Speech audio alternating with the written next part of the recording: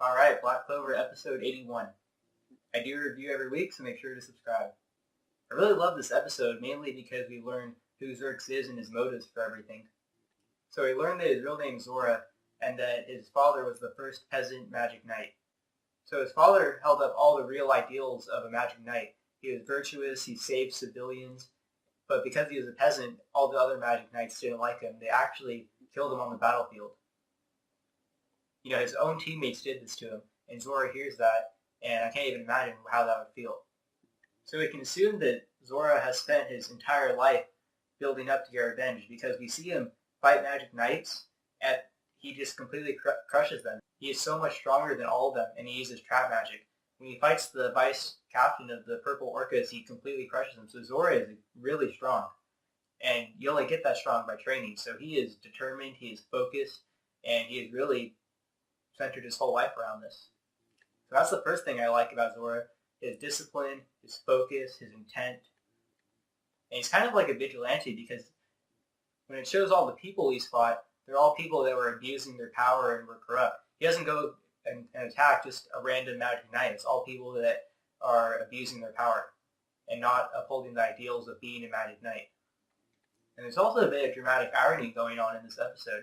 And by dramatic irony, I mean we know something as the audience, but the characters do not.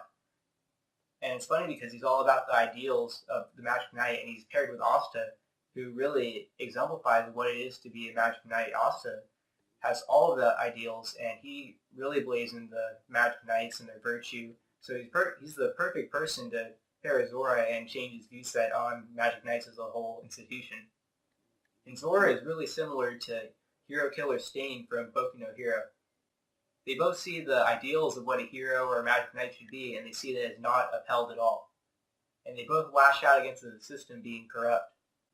I think that type of vigilante hero, fighting for virtue and fighting for ideals, I think that really draws us to their character. That's probably why Hero Killer Stain in Boku no Hero is such a magnetic character, and I feel the same way with Xerx or Zora.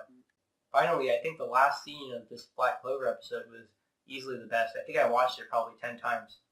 Where he keeps saying, you people, and then we finally see some real passion behind Zora.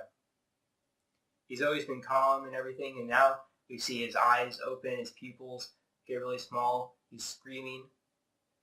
He says, you people are not the knights my father dreamed of. So I thought this was a great scene. You really see the passion, the energy, and the pain behind Zora. I think that also really draws us to the character. Make sure to comment below and tell me how you feel about Zora, if you feel the same way, if you like him, or if you don't.